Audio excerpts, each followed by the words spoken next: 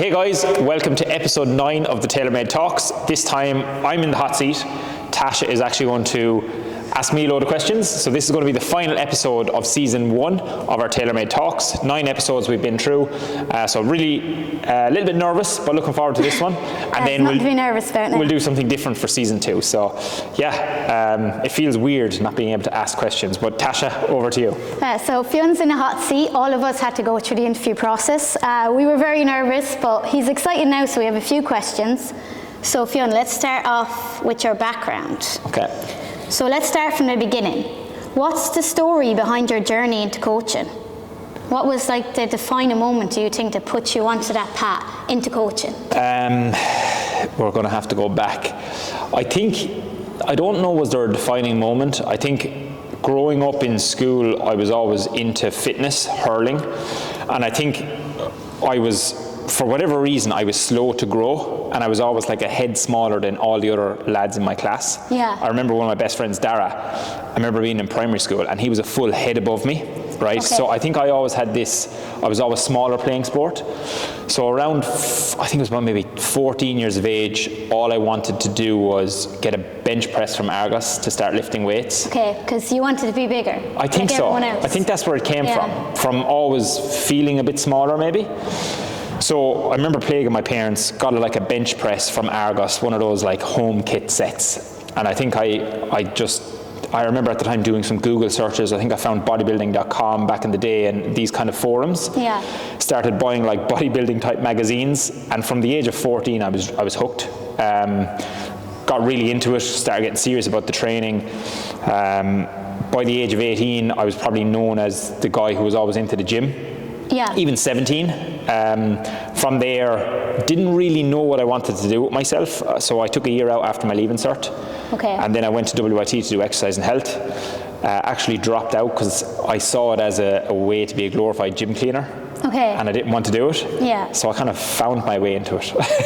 Okay, you said a few things there now that's very interesting. So you said back in school you kind of compared yourself to your friends and people were bigger than you at the time because you didn't grow as fast and things like that. And gym was kind of like your fitness, kind of like your outlet. So after going through that process, like, did you find you were more confident in who you are as a person? Did you feel stronger? Was it a mentality thing that you loved it so much? Yeah, 100%. And you're taking me back now because I don't usually think of this stuff, but I think at like 13, 14 years of age, I started playing hurling at 11 or 12, and I did always find I was smaller than everybody else my age. Yeah. So yeah, as soon as I got into the gym, I fell in love with it. I fell in love with the ability to get leaner, stronger, faster.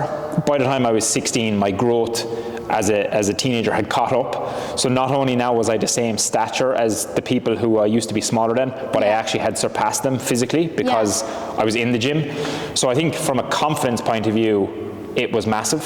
And I think from maybe a self-assurance point of view, it was massive that, like, I don't know, I think people who get into a fitness journey, it's just a win. Like, you just get so much self-confidence, self-discipline, belief in yourself. When you're strong, fit, healthy, it really kind of sets a good foundation for going on to do other stuff in life. Yeah. I totally agree. That's amazing. That's really inspiring. So the next question I would ask you is, if we go back to you when you were 16 years old, would you have ever guessed you'd be running a coaching empire? Like, what did you actually want back then? Because I don't imagine it's this, unless you knew at that young age it was this. No, it's hard to think. I think I was just a normal 16-year-old kid trying to figure it out. I probably always knew I thought a little bit differently, because I remember my dad had a construction business, and I remember being 16 years of age and like being on the building sites with him, and I was already picking up some business stuff, you know, just watching. So I already had an idea. I was definitely entrepreneurial at the time, even though I didn't realize it. I would have always been looking for side hustles. I would have always been going to the wholesaler to buy penny sweets, to bag them, to sell them out of my locker. I was that type of a guy at 15, 16, 17 years of age. Always had a job or always had something on the go to make money. I don't think I really realized the entrepreneurship thing till I was in my early 20s. But I think looking back, I was probably always going to go that route. I just needed to find my way. But I definitely didn't have a clear vision for my life at 16. I think I was a normal kid. Just kind of following your path and doing your thing. Doing school, doing sport, doing the usual 16-year-old things. Yeah, no, totally. I totally understand. That's class. You mentioned your father being in business and stuff, and you watched him and you sold things and you were kind of entrepreneur in school and stuff. So from what I'm hearing, like, you saw opportunities, you went out, and how can I benefit from this opportunity? So would you say like your father was a big influence, or your parents in general? 100%. Yeah, definitely. I think I think my father is quite rebellious by nature, and I think most entrepreneurs are rebellious. So I probably pick up a lot of that from him, and anybody that knows my dad will probably chuckle at that. Yeah. But I think my parents did a great job in just allowing me to be me as well, without really forcing my hand too much. So they were definitely a huge influence. That's amazing. So another question, and you've already said you're kind of always entrepreneurial, you just didn't have a label on it. So I would ask you, did you have a regular job before all this? Yeah, I think I've always had a job. I think me and one of my good friends, Dara, we started working on the buildings with my father early teens. I'd say we were 13, 14, 15. Straight into it, like straight make money, in. We were working summer holidays, weekends. So I think we were on the construction site early, and like nowadays you wouldn't really do it, but back then we did it. I think I got my first job in a local shop here in Cashel, in Spar. Actually, Michelle Buckley, if she's watching it, used to be my old boss. Deadly. She's involved there with Larkspur Tennis Club, so I think I started there at 16 years of age. Yeah. And then the same year I got a job in a nightclub. It used to be called Grant's Nightclub here in Cashel. Yeah. Shane Cummins, who actually runs a coffee shop down the town, he used to be my boss. No way. So yeah, pretty much worked in a shop/bar nightclub from 16 years of age, and I had a job the whole way up until 2013 when I went fully self-employed. And I've worked in bars, nightclubs, shops, Spar. I worked in the Topaz garage up here for a while. Yeah, so I've always kind of had a job. Class. So I would say, like, I've worked in customer service myself, and it's a very people-facing job. So I'll ask you, like, do you think you gained leadership skills from all that experience and it influenced where you are now? Like, what did you learn from them jobs? People might say, oh, it's a regular job, that job's not exciting enough, but I do believe there's growth in there and you can learn things. I think so. Leadership, maybe not so much, but I think because I worked in construction, I worked in retail, I've worked in the pub scene, it gives me a massive perspective on like life, I think, and being able to work with different people, being able to handle somebody who's in a nightclub drunk at 2:30, by also being able to handle somebody on a construction site, or being able to communicate with maybe a customer in Spar who's 88 and I have to carry her shopping out to the car. So I think it probably gave me people skills, and definitely being able to understand people from all different like walks of life and being able to communicate with them. That's probably the biggest thing. Oh, class, deadly. So another question I have for you, Fionn, is who was your biggest influence or mentor when you were just getting started? In this business, or just early years? I would say in life, really, so it probably applies to everything. That's a good one. I think, thinking back, like I'm very aware of this thought process that I have. I actually find everybody is an influence on me, good and bad. So sometimes I see people doing things wrong in the business world or life, and that actually goes into my filter, and I learn sometimes what not to do. But I would still regard them as mentors. And then there's other people that almost show you what to do. I would still regard those as mentors. So I think just my life experience growing up through like school, sport, working in construction with my dad, working in all those jobs, I think I've managed to steer my way by watching and observing constantly, and all of that stuff goes into my internal processor, and then I use it all I still do. Like even now I use every kind of interaction as a like a learning tool to steer my own direction in life, if that makes sense. But I think my dad probably had a big influence. I think some of my early coaches in sport had a big influence. A big one that I remember, Brendan Ryan, he's actually an old school teacher of mine. We did a Niall Mellon Township Trust in 2007, where they don't do it anymore, but we basically raised money to go to South Africa and Cape Town to build homes in like shanty towns. And I remember at 17 that had a huge bearing on my life, because it was the first time I was exposed to such poverty. And I think it gave me a kick up the hole to be like, you're way more privileged than you ever thought you were. And that's kind of, you probably, because you work with me, you probably think that, or probably see that I have little time for people whinging and moaning. Like, I have no time for it, because when you go to a place like that, where kids don't have shoes, it gives a massive perspective. Yeah, definitely. And then when you come back to Ireland, which is actually a really prosperous country, we think we have problems, we really don't. It's like, we're one of the wealthiest countries in the world. It just puts it into perspective. So all of these experiences from the whole way up, I've been absolutely blessed with sports, school, trips like that, where I've been exposed to quite a lot of stuff. And I think all of that combined has somehow formed the vision of the world that I currently have, if that makes sense. For good or bad, I'm not too sure. That makes a lot of sense, because a lot of people see, like, there's these charity campaigns and stuff, and you might see videos and things like that, and you feel sad or sorry, but to go into that environment and actually meet the people and see the people and get to know, like, that's their journey, and I'm actually luckier than I've ever thought it was. It gets you through the bad days, and it gives you understanding for other people around you as well. Yeah, 100%. So, I think that was at 17 years of age, and I think, I'd love my kids to be exposed to that early, because I think a lot of us in Ireland, there is hardship in Ireland, don't get me wrong, but a lot of us are mollycoddled and brought up with a silver spoon. And I think hardship is good, and I think most of us don't get enough hardship. So I think exposing young people to the world, I think it's great, because when they come home, they actually see how good they really have it, and they become less entitled and less little shits.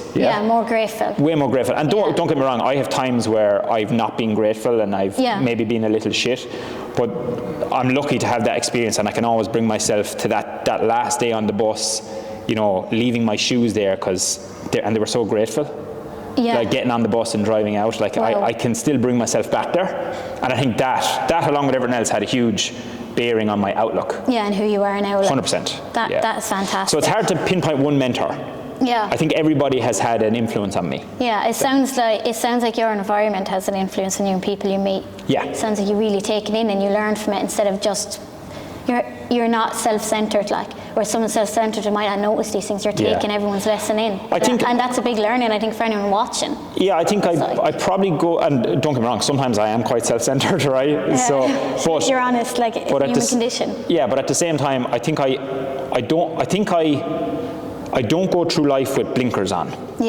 Which some people do. I go through my day with my eyes wide open.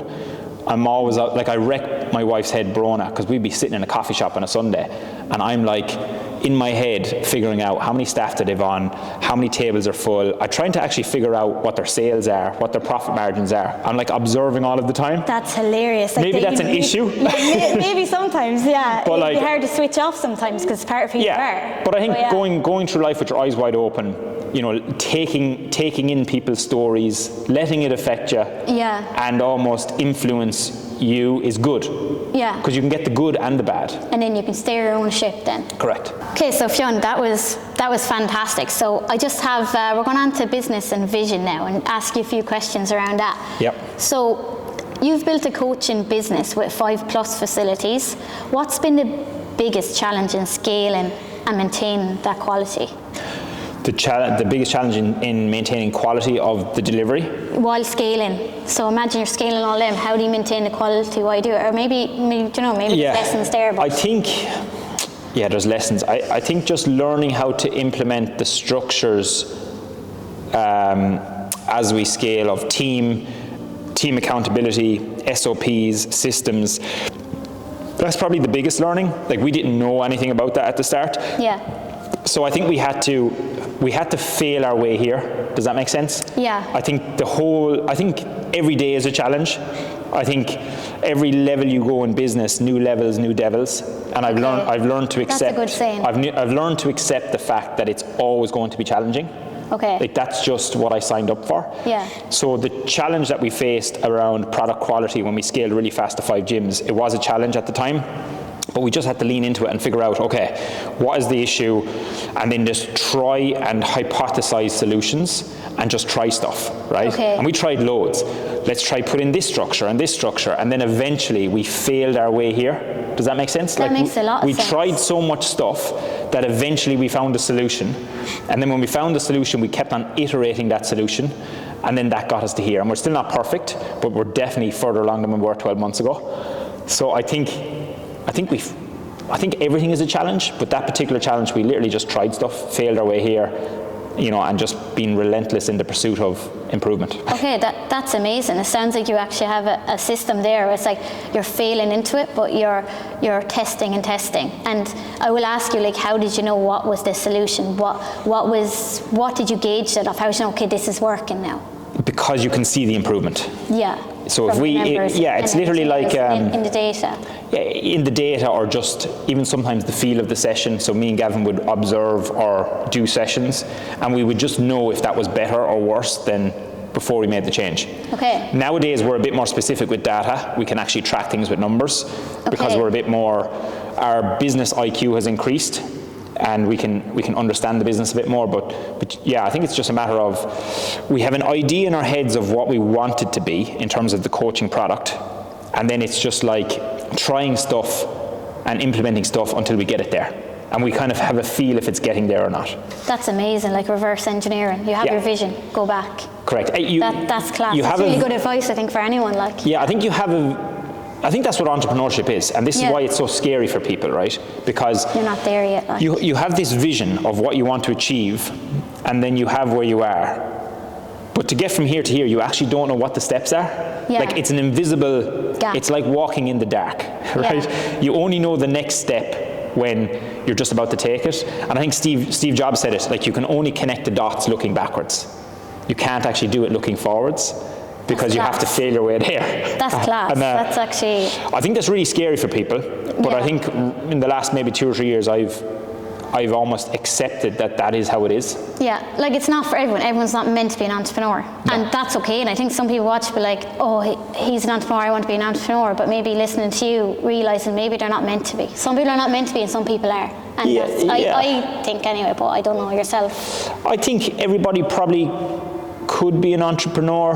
I think you probably have to have certain characteristics to make it I think being ability to handle stress, ability to handle the unknown,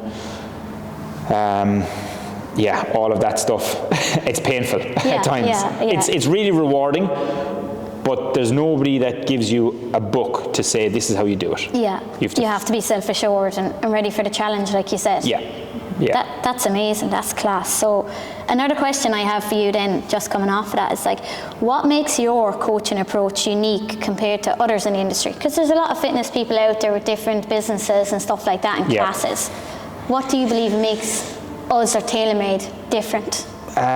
Truth be told, I actually think there's loads of really good coaches out there that have their own businesses, and I think a really good coach doesn't make a really good business. I think the difference between us and other fitness businesses that maybe aren't growing or scaling is the mindset of the entrepreneur about the vision of how big they want the business to go. The ability to lean into the business stuff, because you can be a really good coach but not have a really good business, right? And we're lucky that we have Gavin, who's a really good coach, and we have me, hopefully, that's a decent business person. Gavin is as well, and don't get me wrong, and I can coach too, but there's this duality of both sides where we were able to take a coaching product and scale the business and do it simultaneously. And I think most businesses are just missing that. I think they either have a coach who's really good at coaching but can't get themselves off the gym floor, or can't change their identity enough to become the business person to grow the actual business. And I think that's because, like, I don't think me and Gavin are that special.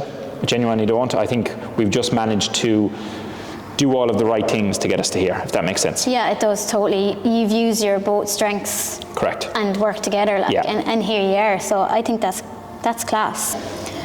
So Fionn, what's a misconception people might have about coaching and you wish you could erase? A misconception? Imagine young PTs maybe, or people just starting out. Or maybe future members, they might think coaching is this thing. Or I think PTs and coaches are probably not held in as high a regard as I would like them to be. Okay. I think like physios, GPs, doctors, are held on a different pedestal to a fitness professional. Yeah. I think probably because it's quite easy to get a fitness qualification, a PT cert, it's probably devalued the industry a little bit. So I'd like things to become where people see fitness professionals as actual professionals right up there with physios, because we have the ability to influence somebody's health and life in a massive way.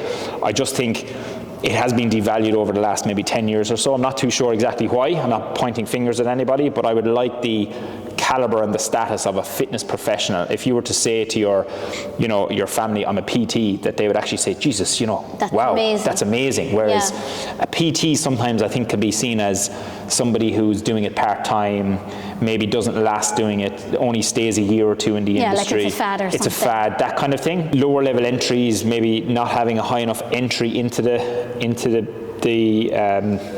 industry, and then because of that, you lower the barrier of entry. Lots of people come in, but they don't stay a long time. They kind of come in for a year or two, which some can leave some clients with bad taste in their mouth from having bad experiences. So what we want to do is definitely have like a career as a PT or a fitness coach, where you get paid proper salaries, proper pensions, an actual working week that can fit around you having kids and a mortgage and stuff. Because most PTs have to work early mornings, late nights, 5 days a week, which we did at the start. It's just not sustainable. So I'd love to see the PT or the fitness professional having a higher standing in society, if that makes sense. Yeah, because of the level of impact we can have on people day to day. Like if you think about somebody who goes to their doctor, they only really go to their doctor when they're sick.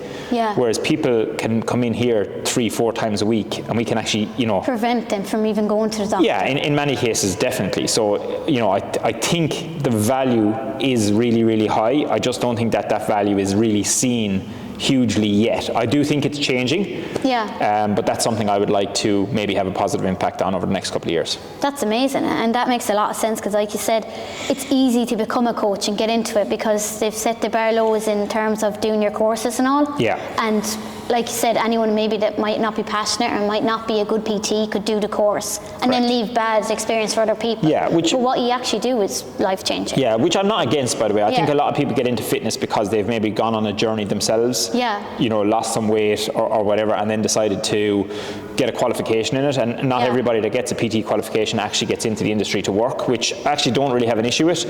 I just think the standard of a fitness professional needs to improve across the board, and then it can be held in higher regard.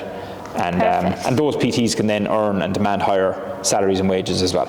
Yeah, and have a better standard of living. Correct. That's amazing. That's an amazing vision, and class. So the next question I would have for you then, Fionn, is what's been the wildest or most unexpected success story from a client? From a client? Yeah. It's weird because I haven't directly coached for 2 or 3 years. Yeah. Right, so I miss a lot of that stuff. Yeah. But somebody that just pops in my head is Eilish O'Callaghan. Yeah. And I remember her joining and just being absolutely crippled. She's undergone a hip replacement since, but I think, she's a credit to herself, and she's one journey I really remember and I enjoy being part of. That's amazing. So you helped her with that hip replacement. I actually remember the first time she came into the gym. Yeah. I met her upstairs, and I remember her thinking she didn't think that she could do a lot of stuff. Because of her injury. Because of her injuries, and then even though she was training with us, she needed to get a hip replacement regardless. Yeah. But after the hip replacement, she came back in training, and now she's definitely in a much better place now than she was, 100%. So yeah. Brilliant. That's fantastic. So what I heard from that story is someone had a barrier, they had an injury, something physically wrong. You helped see that you can still come and have fitness in your life, regardless. 100%. My own. That's the same for everyone. Yeah, well, my own mother-in-law at the moment, Niamh, broke her wrist. She's going to kill me for saying this. She fell on the ice with that bad snow at the start of January. I don't blame her. The weather was horrible. And she broke her wrist, but she was in here this morning. She's still in the cast. She was in here this week training. Fair play to her. And if she was to go to the gym on her own, she probably wouldn't have went to the gym for a week. So I'm injured, I can't go. There was another guy, David Kennedy. I was training in here at 7:30 this morning. David Kennedy was here after hurting his shoulder. Something something similar, and he still got a session in regardless. So yeah, I think, look, injuries can happen, but like we can definitely work around them, which is unreal. And I think a lot of people don't realize, they think, oh, I've got a knee injury, I can't go to the gym, whereas you can still actually do something and keep on top of things. Yeah, I've seen that myself, like with people with injuries, even with disabilities and stuff, you welcome them here like with open arms. Yeah, there's a they lovely... might not feel comfortable in another gym, but you welcome everyone. There's a lovely guy in Feather, he's a member, he's actually in a wheelchair. No way. And the lads, like he can do loads of stuff. They just tweak the program for him, he gets a great session in, we love having him in. It's a win. That's it, like fitness it's accessible to everyone, and he kind of showed it. That's class, honestly. That's motivational. Last question of this section for you then, Fionn. What does a typical day in a life as a CEO look like? Is there even such a thing, to be honest? It's a good question. I'm still learning how to be who I need to be to run the business. Yeah. Right? So there is a structure in terms of there's certain meetings that I have to run, certain one-to-ones that I have to run, but outside of that, I pretty much, because my to-do list is actually, and because I'm great with ideas as well and coming up with new stuff that needs to be done, my to-do list is massive. So what I've become really good at is just doing the stuff that's the top priority stuff, and parking the rest of the stuff. So I pretty much work 6 days, and on Sundays I'm probably still thinking about work a little bit. And there is structure in a micro sense, but it's usually just where the business needs me to be. So if marketing needs support, I'm in there. If the product needs support, I'm in there. If I have to jump in and sort some stuff around finances, I'll do that. If we're in the process of opening up a new gym, I'm in there gutting the place, getting it done. So yeah, I just really put myself where the business needs me to be. So there's no real, every day is different. Yeah, that's amazing. So you don't sit back, you get right stuck in and fix the problem there. Yeah, I think you have to and keep going. Yeah, 100%. It's just, I suppose the biggest skill is being able to do the things that is required, not the stuff that I want to do. Yeah, that makes a lot of sense. Yeah, because there's loads of stuff that I like to do. Yeah, but sometimes that stuff is not the stuff that I need to do. So I think as the person driving the business forward and growing it, I need to unselfishly do the things that need to be done, not the stuff that I like to do. That makes a lot of sense. It's like being back in school, or if you didn't like maths and you decided not to do that, and you do everything else you love, but then it'll catch up with you. 100%. Like, do the hardest thing first. Sometimes I have to sit with a solicitor and go through a 63-page lease. And learn all of this jargon that I don't understand, but I have to do it because there's nobody else to do it. Or sometimes I have to sit with the accountant and go through balance sheets, P&Ls, and learn that stuff. Yeah, and you're capable of doing it, but you're not like... Exactly. Sometimes I have to come into the gym and give reviews and actually be a client. So I all of that stuff. That's class. That's amazing. So Fionn, that was fantastic. We're just going to go on to the next section now, which is leadership and culture. So what is your leadership style, if it's such a style, or if it's just a mix of things? How has it evolved as the business has grown? Maybe you started off different. Leadership style. I actually don't know how to describe my leadership style. Maybe some of the other staff can do that for me. Maybe you can do it for me. I think I would be considered fair but firm, I would say. That's how I would say it. It's like, I think anybody could come to me and have a conversation about anything, or if they were struggling with something, I think I'm open enough where people would feel comfortable to do that. But at the same time, I can probably put the arm around somebody and understand and be empathetic, or be extremely firm and tell people, get on with it. You know when and where to give the punch and maybe give the hug. Like, I think so. I think that's how I would describe it. I'm not too sure if you describe it that way. No, I would definitely. I would say you definitely lead by example as well. You don't just tell people what to do. You lead the way, and then you show them, hey, you can do this too. You influence people. I think that's probably a big motivator for collaborative people. Leadership is probably what I would. Collaborative leadership. Leadership. Probably. Collaborative leadership. I wouldn't say I'm a dictator, right? Although I can be, and I wouldn't say I wouldn't say I'm a complete pushover. I would say I'm probably somewhere in the middle of like a mission, and that's it. Yeah, getting it done. But sometimes if I have to veer to this side and be a bit more like, no, this is just let's just do this, I can be. but most of the time my default would be like a collaborative approach, and yeah, fair but firm. That's amazing. That's a really good insight. Would you agree? No, I would agree. Yeah, I would agree. I would agree with all that, and I think it's a great style, and I think you're right. It's hard to identify something that's still growing, and you can't fully put a thing on it. Yeah. But that makes a lot of sense. What's the most ridiculous or unexpected lesson entrepreneurship has taught you? The most unexpected lesson? Yeah. That is a good question. The most unexpected lesson entrepreneurship has taught me. Probably more recently, it's that like the top of the mountain isn't crowded, and it's not crowded for a reason. And that like if you look at all businesses, like a very small percentage of businesses make it past 5 years. Yeah. And even smaller percentage of businesses make it to an arbitrage number of $1 million a year, $2 million a year, $10 million a year, or whatever metric you want to use for business growth. Yeah. And I think once you can start to get past that first 3 or 4 years, 5 years, hire your first 10, 20 staff, the top of the mountain gets less crowded. Yeah. There's less people who have gotten to the level that you've gotten to. And then when you kind of get some bit of success, it actually gives me confidence to see, Jesus, we've already separated ourselves from the pack quite a lot. And I don't mean that in an arrogant sense. It's just it's true. I think. And so it actually gives me confidence that to go to the next level and the next level and the next level, you just need to, have a bit of staying power. Continue with being consistent, disciplined, a little bit bullheaded at times, and it can be done. So I think the biggest lesson, back to your question, is that it's actually not that hard to actually make it. You just need to stick the course, learn the lessons, put your shoulder to the wheel, and like not give up and be a kind of a wimp about it. Just like get it done, regardless. That kind of attitude. So the biggest lesson for me is, growing a big business. Yes, it comes with challenges, but it's actually not that hard, and you can actually do it. That's amazing. That's really motivational. Maybe we'll have some new business owners out there after watching this. Hopefully. I think that's class.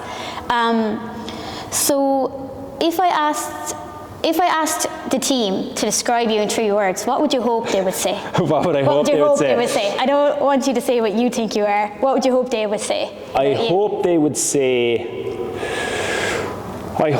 would say that I had a positive influence on their professional and personal lives.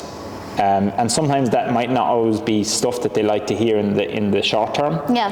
But I think if people was to look back with my interactions with them, that at some stage they could say, it was he had a positive impact on me. That's class. That's one thing I would like them to say. I don't know, would they say it? Second thing... I'll go interview them now later and find out. Yeah. I'll let you know. Second thing would be that they would trust that I wouldn't give up when things get hard.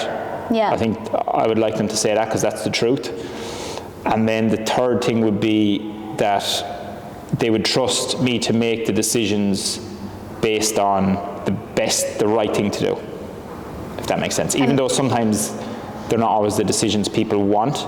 They might not feel like it's the right decision for them, and maybe it's not, but if it's the right decision for the business, yes, it's not out of dislike. Correct. It's out of a place of... That's what I would like they would say. Yeah. Like them to say. But that's interesting. No, that's cool. So how do you handle tough decisions? Do you go with data, gut instinct, or something else? And I know you kind of answered this before, but I mean the toughest decision, because I imagine you've had a lot, and it's really tough. It's like, it's keeping you up at night kind of decision. Yeah. How do you handle that kind of decision? I think I've probably gotten the soul kind of thing. Yeah, I think I've gotten better at them over the years. Yeah. I think everything is just reps, right? It's like when you start coaching for the first time, it's really daunting. As you start to do it, it's easier. When you start making sales calls, when you start making content, start editing, once you do more reps, things become easier. So making hard decisions is less hard now than it used to be. Okay, if that makes sense? Yeah. But when I'm making a decision like hiring or firing a staff member, or like doing a price increase, which we had to do last year. It's hard. It's changing people's lives. It affects people. I personally do a combination of both. The data. Yeah. So I use the data to unemotionally steer that works. Give yourself justification why you're doing. But I also need to feel good about it. Yeah. So it needs to marry up. If the data makes sense, but my gut is telling me no, I won't do it. Yeah. until the That's two. interesting. I won't. I trust my gut, because more often And you're than probably not. guided by it a lot, your intuition. Yeah, and more often than not, I've actually been proven right. So that it's a feedback loop then to give me more confidence that actually you look at the data, but also trust your gut, and then marry the two together, and then make a decision. And what's meant to be will be. Yeah. That's interesting, a really good insight. So I've one more question in this section. We're nearly there. All good. What's a company tradition we have here, a ritual that keeps the team connected, you think? Keeps them motivated? What would you say is the biggest thing? Because we are very motivated, the whole team culture is amazing here. So what do you think it is? I think it's probably our meeting structure. Okay. I think when we meet up at those quarterly meetings, and we do the review of the last quarter, and then we plan out the quarter ahead, and I kind of paint the vision of where we want to go. Yeah. I think that, coupled with the weekly meetings that we have within the head coach weekly Zoom call that we do, I think those little things, along with the one-to-one performance reviews and the touch points that me and Gavin have with the team, I think that just ties it all together. I think. Would you agree? No, I would agree, yeah. I think the quarterly meeting is amazing. I've even heard from coaches and stuff that's not done in other fitness businesses. No. Not here anyway, maybe out in the UK and stuff, but it's not done here. I think another thing as well is we're quite transparent with the data, the numbers of the business. Yeah, I tell people that before when I first started that you share everything, all the financials. They're like, what do you mean? Because don't you share all people's wages, everything. There's no secrets, which I think creates trust. I think that's it. I think because me and Gavin are very transparent, we have a meeting structure in place which allows us to communicate where we're at, where we're going. And then if people are looking for pay rises and stuff, we can be very honest and be like, look, here's where we're at. You know, if you want to earn this is where the business needs to be, or this is what you need to do. And then it's I think people have trust in the business and the direction we're going. I think that kind of influences the culture. So I have one more question for you, Fionn, before we jump onto all the questions from the staff. Do you have a passion or a hobby outside of this that people might be surprised to know about, or something that you're totally interested in that like is, maybe it's not fitness, maybe it is fitness, maybe you don't? Because I've talked to a lot of fitness people and all they do is fitness, and I'm looking around going, okay. Yeah, no, I get it, like, but I probably have quite a broad interest in the world. So like, obviously I'm into fitness, I like all of that stuff. I have 3 kids at home which keep me busy, and I'm very interested in spending time with them and being a good parent to them. Business is a huge interest, and business, like, I have a huge interest in the economics of a business, so marketing, branding, and all that comes under that heading. Sales is a huge interest. Finances is a huge interest. Even down to like corporate structure. This is what some people might find weird, is that I'm into economics, right? I like to read about economics. I like to read about history. I like to read about, I just like to understand the world. So everything from like finances, banking, all of that stuff. How structures are built, how they work, how they crumble, kind of thing. Like, so you want to get into all the details. Massive interest in just the world. That's amazing. So like, that's just amazing. Most things interest me, to be honest. And I usually... Very open-minded personality, you want to learn. Like usually when I'm in a conversation with somebody, I find myself just really intrigued by their career, or like somebody might be a software engineer, I find that fascinating. I could chat with them. Or somebody could be a farmer, a dairy farmer. You want to know what's involved. I want to know like how it works. Somebody could be a mechanic, and I'm like, cool, like how do, like... What's your day like? How much money do you earn? How's your business? I think of a broad interest. I like fitness, sport, being a parent, the broader aspect of business and understanding that, but also like history and everything else that goes on in the world, which is a problem in a way, because I could nearly get lost going down a rabbit hole. Oh, you would. There's so much knowledge out there now, even with the internet and stuff. Anything you want to know now, you'll find something for it online, whether it's true or not. But you could definitely go around a rabbit hole. But that's interesting now, because it kind of shows that I had in my head maybe you're just all business and fitness and family. But it's interesting to see that you're actually interested in other people's careers, even it's not nothing that got to do with your career. You just 100%. Want to know what they're doing. And history and stuff. That's class. So we're going to jump on to we have a load of questions for you today. We're going to fly through these, hopefully. Hope the lads were nice to me. So the questions from the Tailormade team and staff. I'm not going to say who said what question. We'll just go through them. I'll find out later. So, what do you believe are the key qualities that contribute to success in our team? In our team? Yeah. I think it's probably our core values. Like Kaizen is one of our company core values, and the willingness to seek feedback for continual progression and always trying to get better, never resting on your laurels. I think people that are content with where they're at probably annoy me, because I think that whole continuous development is just something that just we live and breathe. Yeah. Does that make sense? It does. It resonates with me. Like it might, for other people, might be like, oh, it's okay to be happy where you are. Fine. Yeah, find peace. But if you're not always reaching for something, you're wasting your life. Yeah, That's my opinion. Yeah. So I think as well. I think somebody who has that inherent, always trying to get better. Yeah. I think really succeeds here. And then somebody who's, I think we all have egos, myself included, but I think you need to always be honest with yourself as well, that maybe you're not the best person at certain jobs, and seek feedback and be able to take it. Yeah, I think if you can look for feedback, actually take that feedback and not be resistant to it, action it, and always try to improve and develop, I think you'll win here. Yeah, like don't let it shatter your ego. Really step back and think this is, there's a reason for this. Yeah, that's very interesting. And I agree with you. I think that's why this company is doing so well. It's class. Do you think the company would ever fail? Or did you? Did you think the company would ever fail? Now, you have 5+ businesses. You started back in 2018, I think? Yeah. Like this a long time ago, COVID, everything else.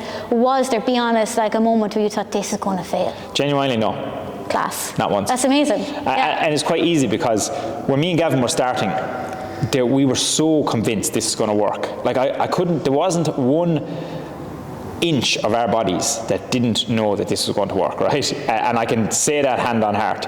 When COVID happened, we were still unfazed the whole way through it. We actually used the COVID time to, and we might touch on this in a while, but to just get better ourselves through study, and it allowed us to stop what we were doing, take stock, and maybe change direction of the business a little bit. Yeah, gain a lot of knowledge. Failure was never really an option, and I think the only way it would fail would be if we quit.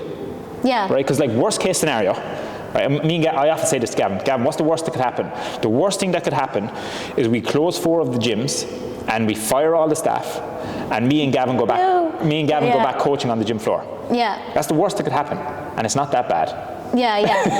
And it's not that bad. And we'd actually enjoy it. Never happen. You'd probably just start again. We'd just start again. Up again, So I think the only way it would fail would be is if we decided to quit. Yeah. And I don't think that's in either myself or Gavin. It's not in you. If you wanted to quit or self-sabotage it, but it's not who you are. So that makes a lot of sense. So I know that might sound weird to people, but no, it was never. No, I don't think it does. When you have a conviction about something, people tend to make it happen. Yeah. And it's like you will be challenged, but if you don't give up and still have that vision, we just couldn't wait for COVID to be over so we could crack on. Yeah, that's class. That's amazing.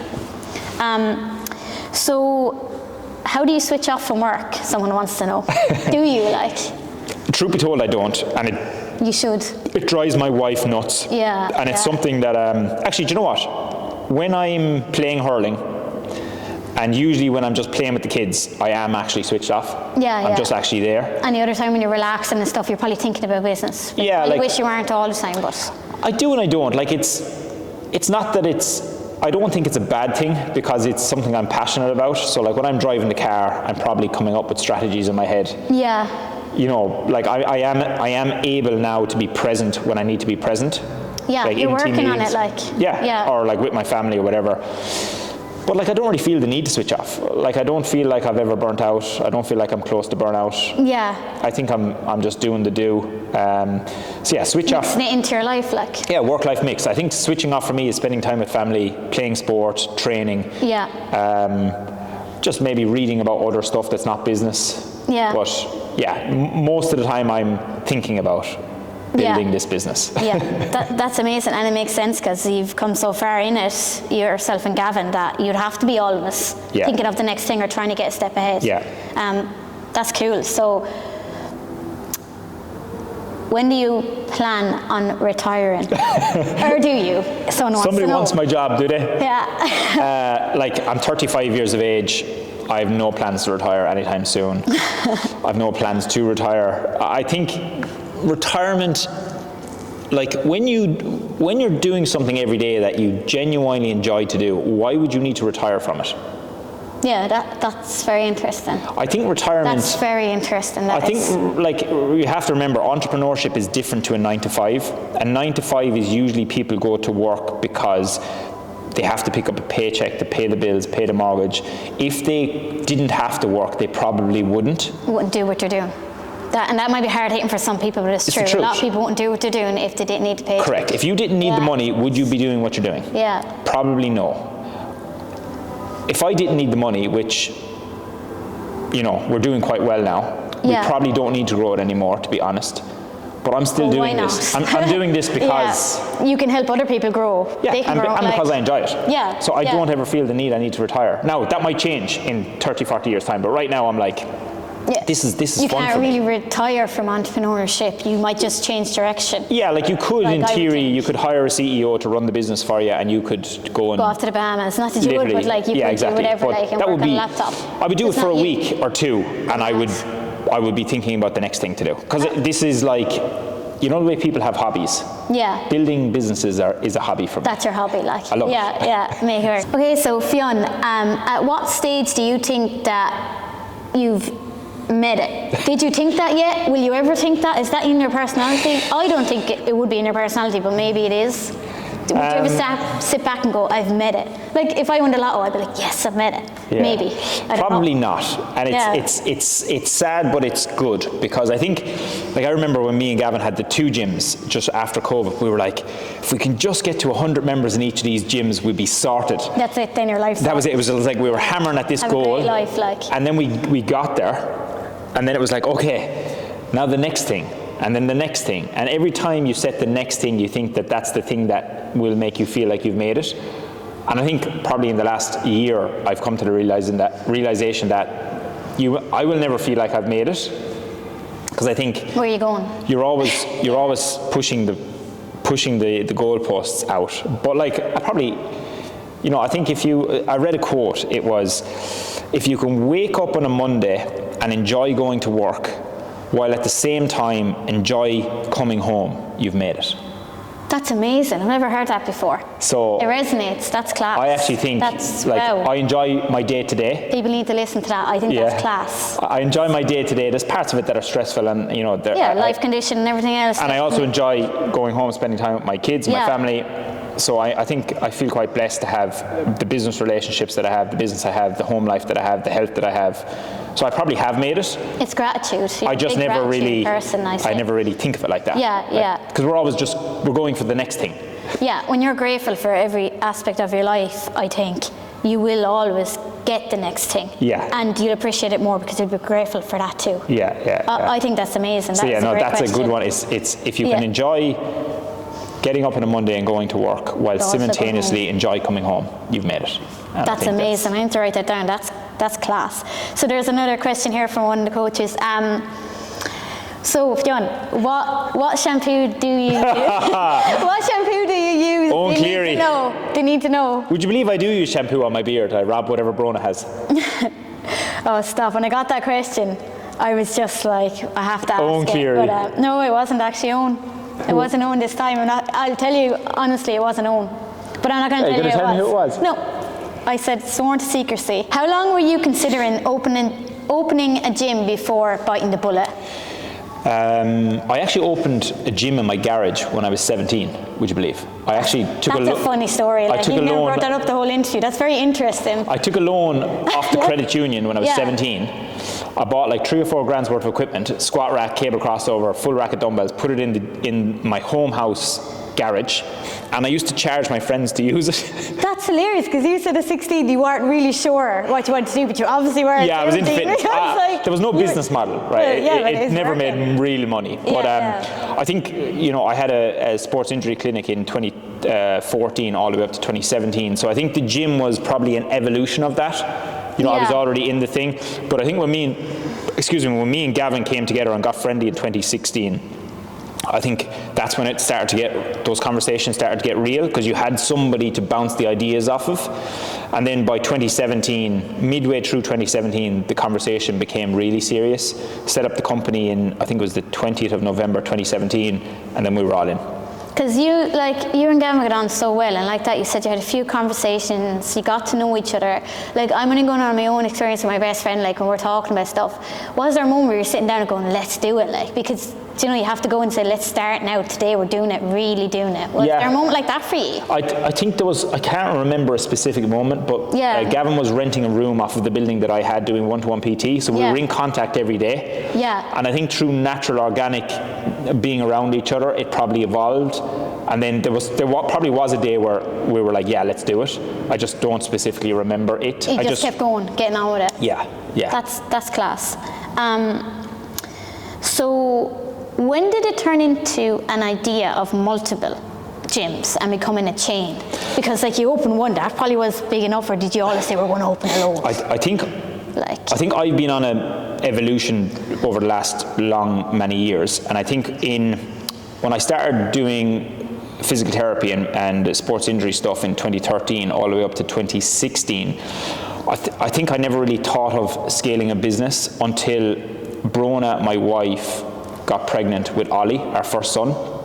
And I distinctly remember the thought process around, if I break my hand playing hurling, my income stops, because I was so dependent on doing treatments. Yeah. And around that time I read a book called The E-Myth Revisited by Michael E. Gerber. It's a book about scaling business and how to remove yourself as the owner from the business and build a system that runs without you. So I read that at the same time as Brona was pregnant, and I was thinking about, oh my God, what happens if my income stops? That's where I started to think about a business that I could scale. It shifted your perspective. Becoming a father, looking after your family. Yeah, you realised I need to do more, because God forbid something does happen, I want them to be safe. Exactly. And happy. That was definitely a catalyst. And around that same time, me and Gavin started working together, right? It all just fell into place. It all just fell into place where, you know, scale, Brona being pregnant, met Gavin, and then we came up with the group training model, which was exactly what I was looking for scale. So I think from the get-go, we probably never really had the vision of what the vision is now, but we definitely was looking at a way of growing a business that could be 1 or 2 locations from the start. And now here we are, 5 and now here we are. Yeah. So I think I don't think there was any one thing. I think it just, a lot of things happened at the same time for me to have a need. Yeah.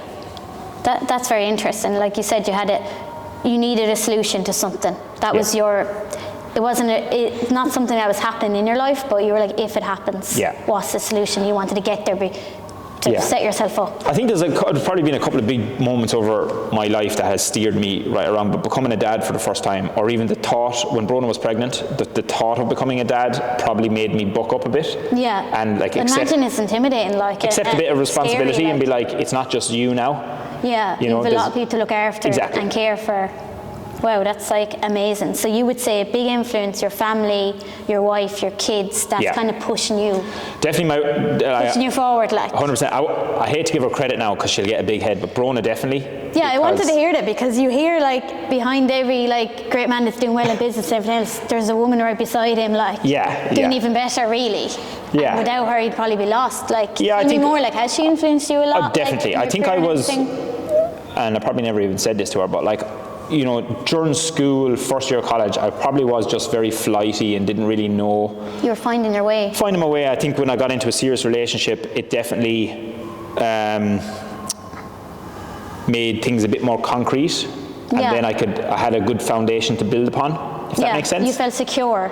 Yeah, I'm not too sure if it was security I was looking for. I don't really know, but it just gave me maybe a place to work from, if that makes sense. And I think like Brona it gives me no hop. Right? Yeah.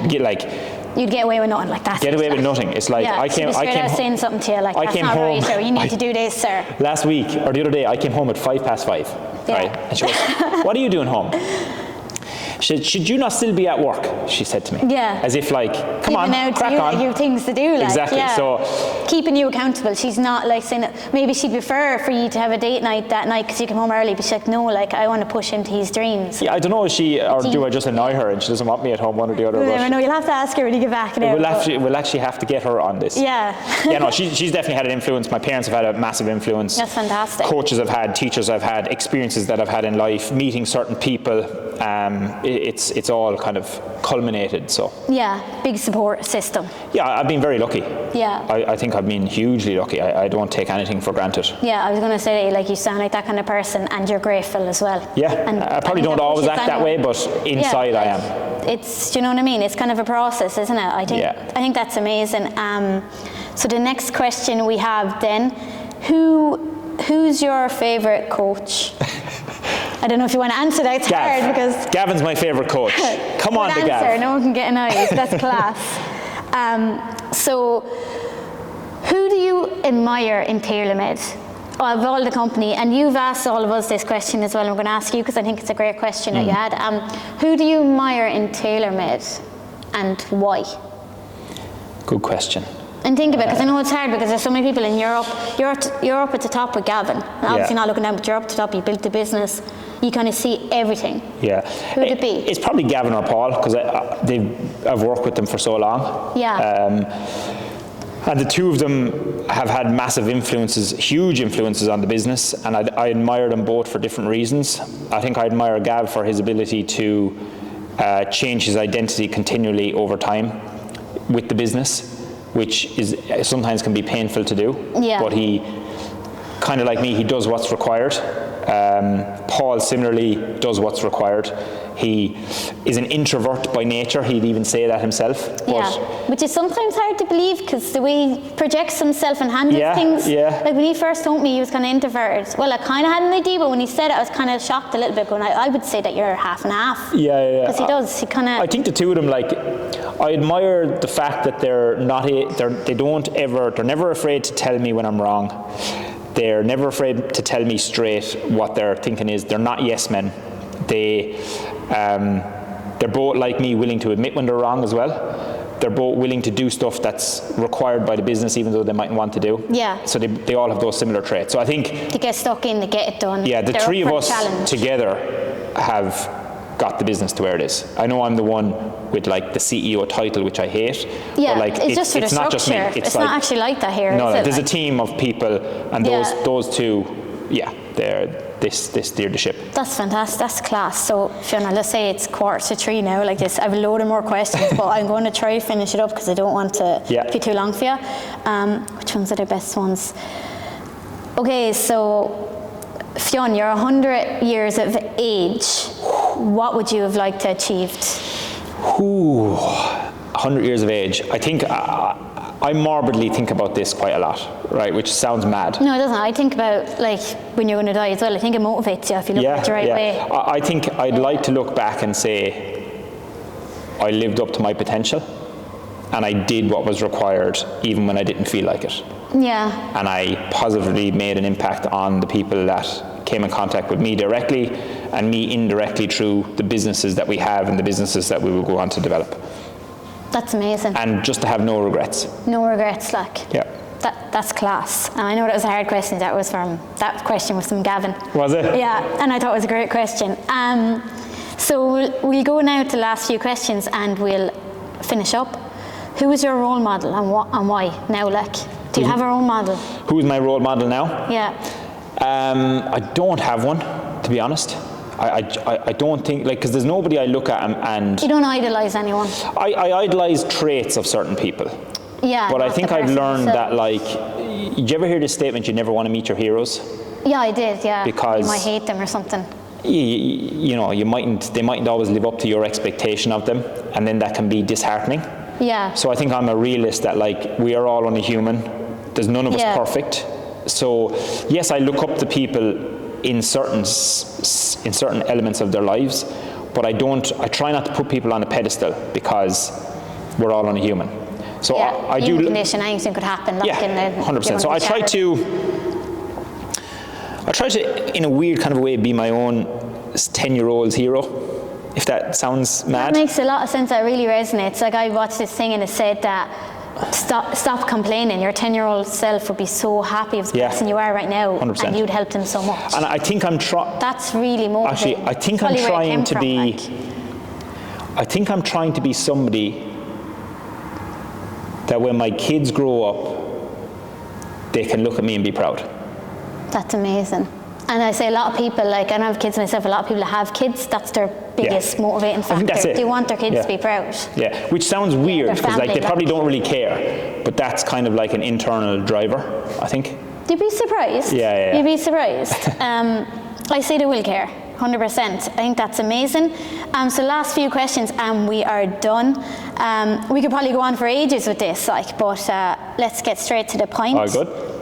What's next for your coaching empire? Any big projects or expansions coming up?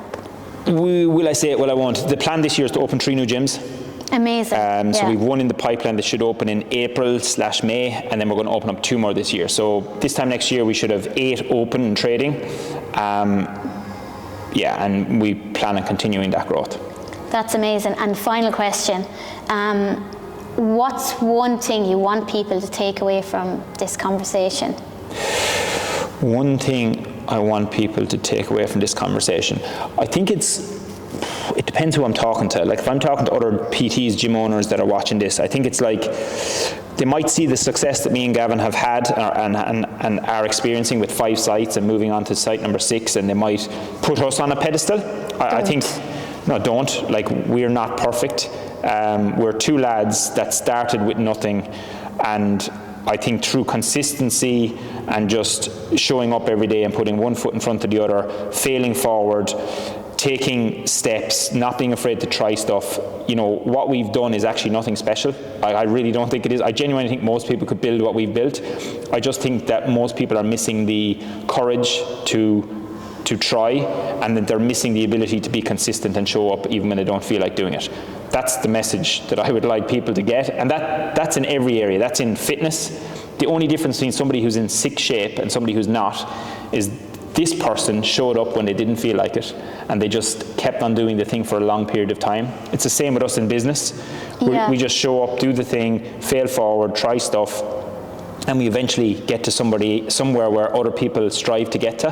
But there's, like, me and Gavin are not special. Like, genuinely, we're not. We just are very consistent, relentless, and we just, that's the message. That's class. It's like, just keep going, do it, show up, fight the fear, do it anyway, and do it anyway. You get to this place, like you said, you're a success, and don't put you on a pedestal. Yeah, don't. And I think that's inspiring, because people often look at people who are doing well in life and go, you're so lucky. I hate when people say you're lucky, because I don't believe in it. I don't believe you're lucky.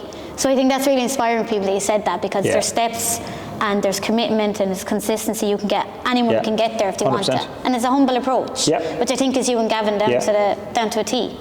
So that's amazing. So thanks, any Tasha. more questions you think I should ask? I think you're good. Okay, we'll finish this. So that's the end of our Tailormade Talks Season 1 with Fionn. That was fantastic, Fionn. Thank you.